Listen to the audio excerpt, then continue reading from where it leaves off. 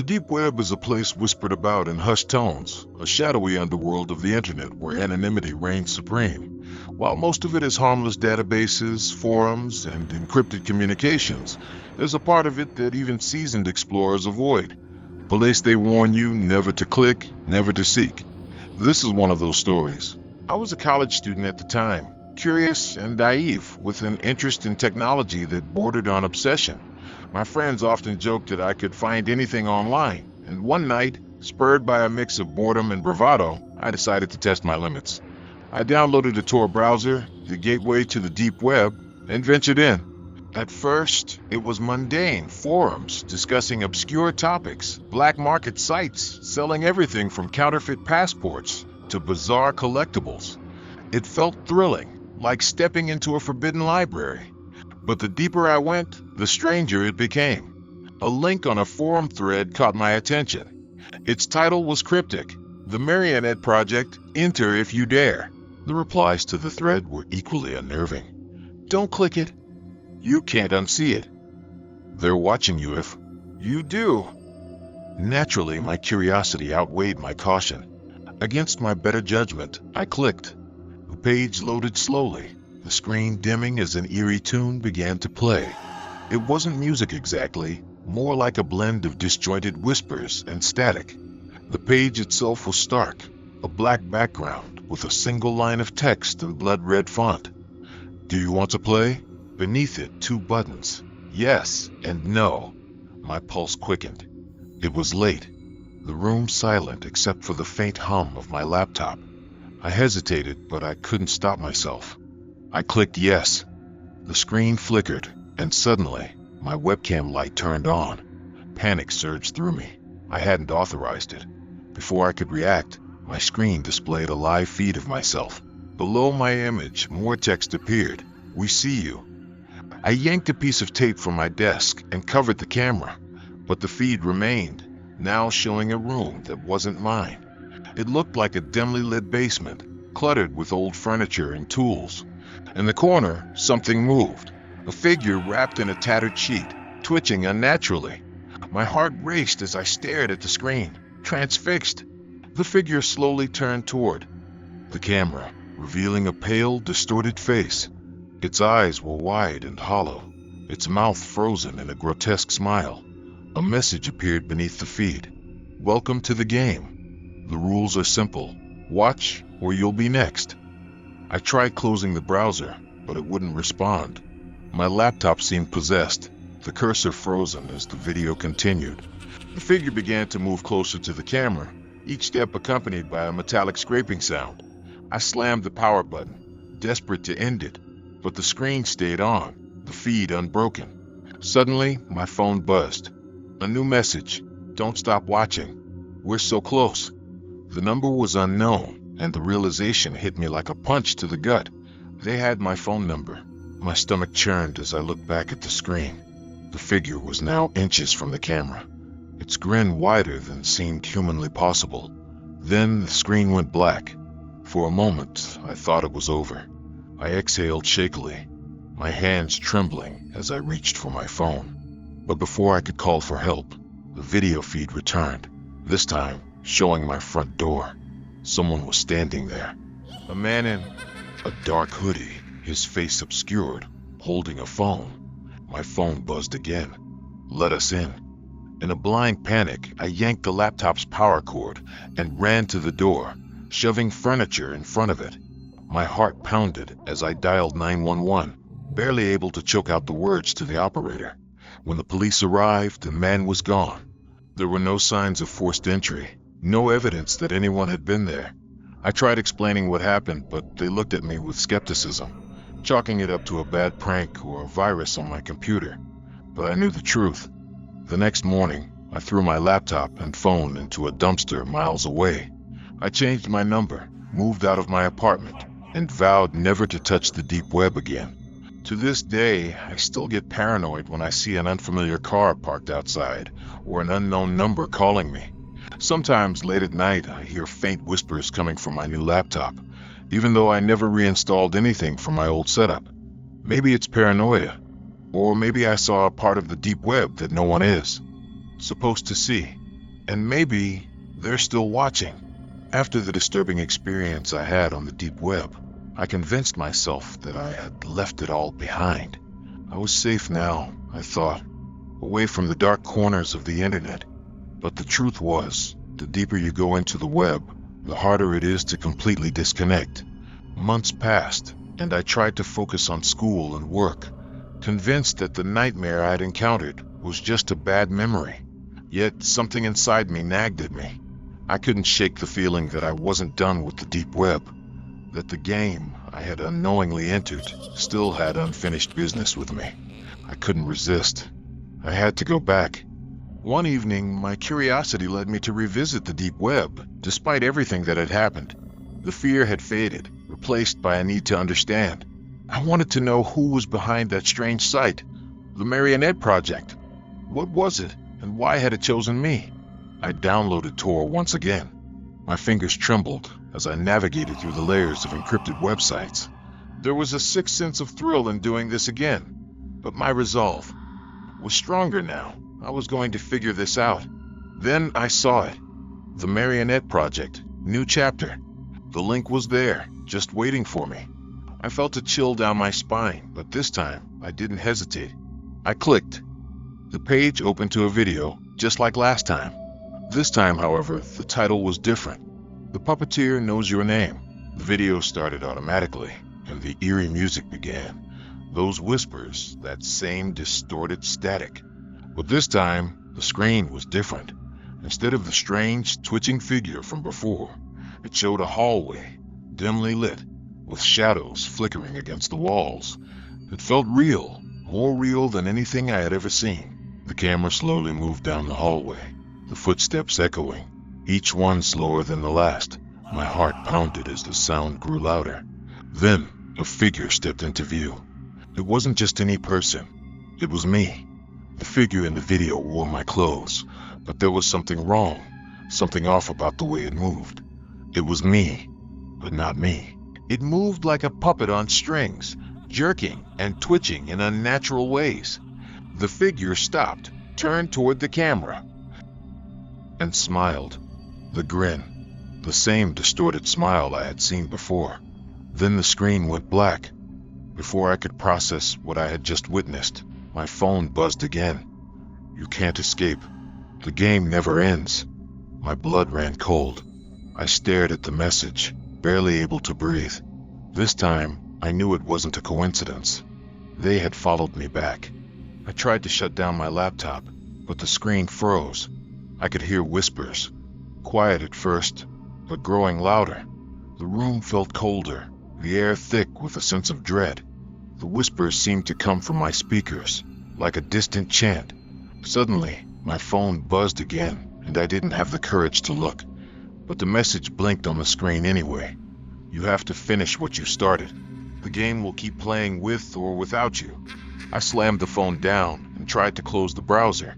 The screen remained locked on the hallway, my own puppet-like figure standing there, staring at me.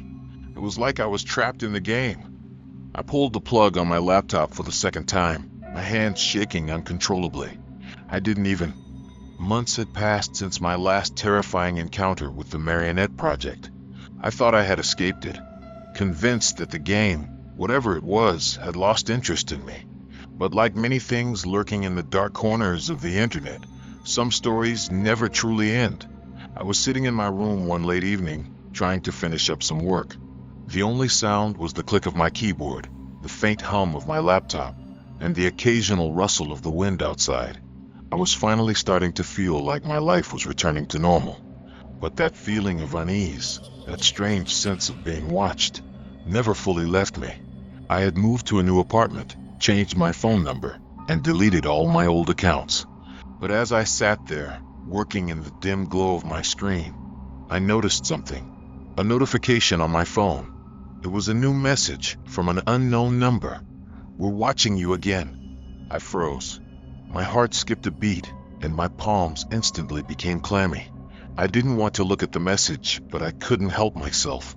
I opened it. The message was simple but chilling. "Remember the simple rules." I immediately checked my laptop. The webcam light was off. but it still felt like someone was staring at me. I pulled the curtain shut, bolted the door, and tried to shake off the growing sense of dread.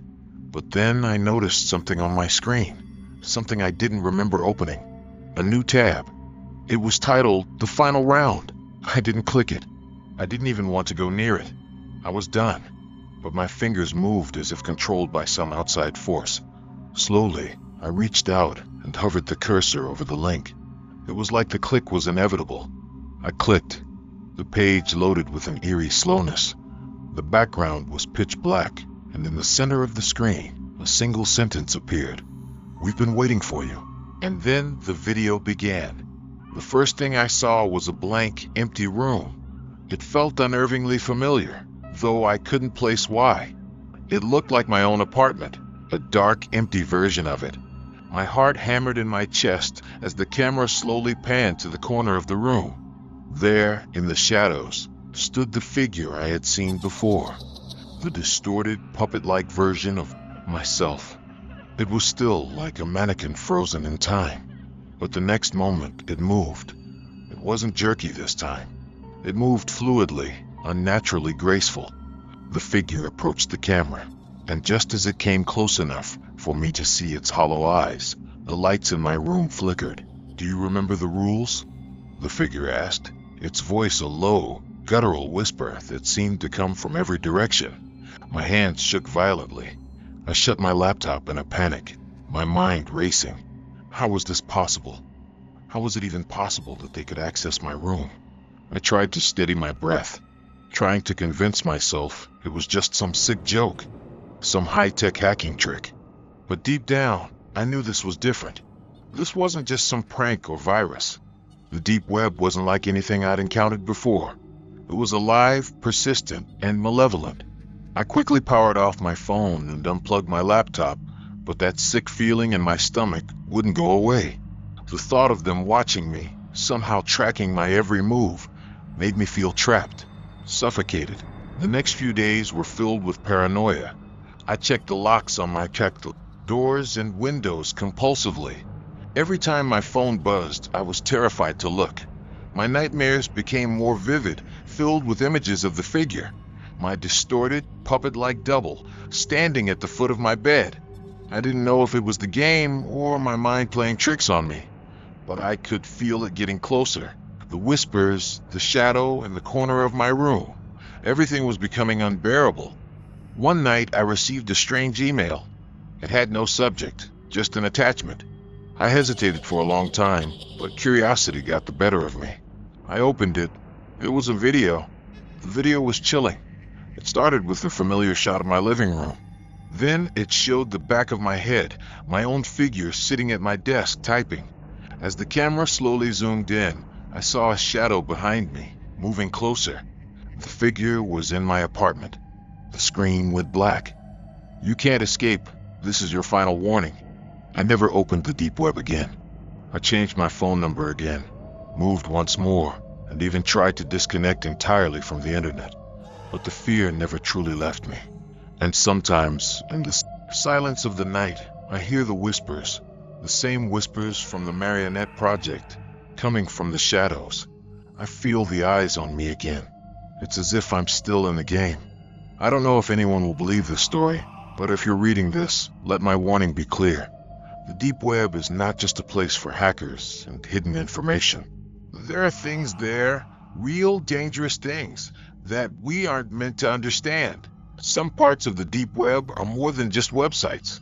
They are living entities waiting to claim those who dare to enter. And once they have you, they never let go. It's been months since I last ventured into the dark abyss of the deep web. My life has returned to some semblance of normalcy. But I've learned that there's no such thing as truly escaping from the things that haunt you. Sometimes, the past finds a way to creep back into your life when you least expect it. I had started to believe that the Marionette Project was just some twisted phase, a nightmare I would eventually forget. But that belief didn't last long. One night, I was lying in bed, scrolling mindlessly through my phone. My heart skipped a beat when I saw it. A notification from an unknown number. It was the same number as before. I had changed my number so many times, yet somehow, this number always found its way back to me. We're still watching. The game continues. Panic surged through me.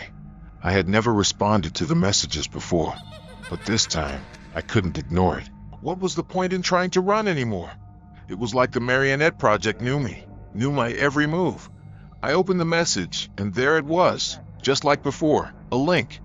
The link simply read, "The Endgame, Part 1. My heart raced as I hovered my finger over the link. This was it, the moment I had dreaded for so long. I had no control over my actions. I had to know what was coming. Was I trapped in some endless cycle? Was there any way out? I clicked. The screen went black for a moment, and I thought the worst was over. But then the familiar eerie tune began playing. Those disjointed whispers, static, the sound of something watching me. A single message appeared on the screen. "Welcome back, player." Wasn't sure if it was relief or terror that washed over me. But in that moment, I realized something. It wasn't over. It was only just beginning. The screen faded to a live feed. My apartment. I froze. There was no mistaking it. It was the same place where I'd been countless times before. The same furniture, the same lighting. But everything was slightly different. The shadows in the corners of the room seemed deeper, more suffocating. It felt as if the room itself had become alive, watching me. Then, from the corner of the room, a figure stepped into view. At first, I thought it was just another hallucination, a mind playing tricks on me. But as it came closer, I could see it wasn't a figment of my imagination. It was me, but not the version of me I knew. The figure moved with a twisted, unsettling grace, as if it were controlled by invisible strings. Its face, a distorted mirror of mine, was frozen in that grotesque, puppet-like grin. "You didn't listen," the figure whispered, its voice not my own, but something darker, more sinister. "You never listened." I was paralyzed, unable to move. The figure continued to approach the